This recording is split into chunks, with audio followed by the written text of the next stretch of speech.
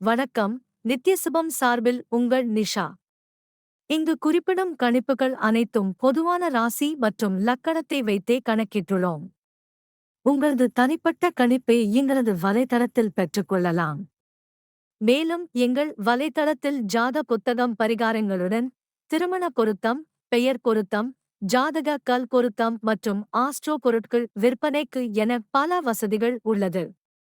வாங்கல் தலைப்பிற்கு செல்வோம். மீன ராசிக்காரர்களுக்கு இந்த மாதம் 10ஆம் வீட்டின் அதிபதியான குரு, சூரியன், புதன், சுக்கிரன் ஆகியோருடன் சேர்ந்து 3ஆம் வீட்டில் அமர்ந்து 3ஆம் தேதி முதல் உதயமான நிலைக்கு வருவார்.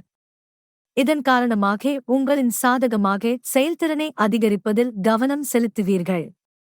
நீங்கள் உங்கள் சக ஊழியர்களை ஓரளவு சார்ந்து இருப்பீர்கள்.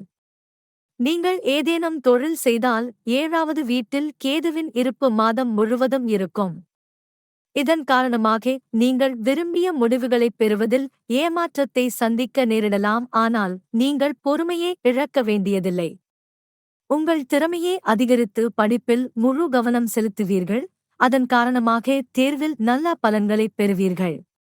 உங்கள் நண்பர்களின் ஒத்துழைப்பு பெரிதும் பாராட்டப்படும். அவர் ஒரு நல்ல நண்பரைப் போல உங்கள் படிப்பில் உங்களுக்கு உதவுவார். இது உங்கள் செயல்திறனை மேலும் மேம்படுத்த உங்களுக்கு வாய்ப்பளிக்கும். செவ்வாய் பகவான் 2வது வீட்டில் வைக்கப்படுவார். இதன் காரணமாக நீங்கள் ஒரு விஷயத்தை மனதில் வைத்துக் கொள்ள வேண்டும். உணர்ச்சிவசப்படாதீர்கள் மற்றும் யாரையும் புண்படுத்தும் எதையும் சொல்லுங்கள். சனி பகவான் 2வது வீட்டில் ஒரு அம்சம் இருப்பார். எனவே பேச்சில் கசப்பு உங்கள் உறவை கெடுக்கும். நீங்கள் கவனமாக இருக்க வேண்டும்.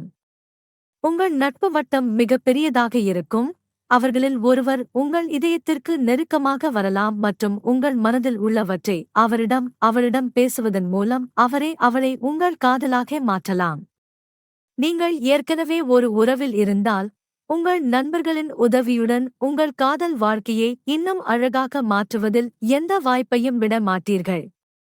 உங்கள் காதலி இதை மிகவும் விரும்புவார் மற்றும் உங்கள் இதயத்தில் மகிழ்ச்சியின் உணர்வு இருக்கும். உங்கள் திருமண வாழ்க்கையைப் பற்றி நாம் பேசினால் 7வது வீட்டில் கேது பகவான் இருப்பதால் திருமண வாழ்க்கையில் பதற்றம் அதிகரிக்கும். ஒருவரையொருவர் புரிந்துகொள்வதில் சிக்கல் ஏற்படும். இதனால் திருமண வாழ்க்கை பாதிக்கப்படும். செவ்வாய் தனது சொந்த ராசியில் 2வது வீட்டில் இருப்பதால் செல்வம் சேர்ப்பதில் வெற்றி கிடைக்கும். வங்கி இருப்பு அதிகரிக்கும். நீங்கள் விரைவாகவும் அவசரமாகவும் இருப்பீர்கள் மற்றும் தவறானது என்று நிரூபிக்கக்கூடிய சில முடிவுகளை எடுப்பீர்கள். இவற்றைத் தவிர்க்க முயன்றால் நல்ல பணமும் அபரிமிதமும் கிடைக்கும். ராசிக்கு அதிபதியான குரு ஜூன் 3ஆம் தேதி தன் நிலையை விட்டு வெளியில் வந்து உதயஸ்தானத்தில் நுழைவதால் உங்கள் உடல் நிலையில் முன்னேற்றம் ஏற்பட வாய்ப்புகள் இருக்கும். கடந்த காலங்களில் ஏதேனும் பிரச்சனை இருந்தால் அதுவும் படிப்படியாக குறையும். பரிகாரம்: சிவலிங்கத்தின் மீது வெள்ளை சந்தனத்தை தடவ வேண்டும்.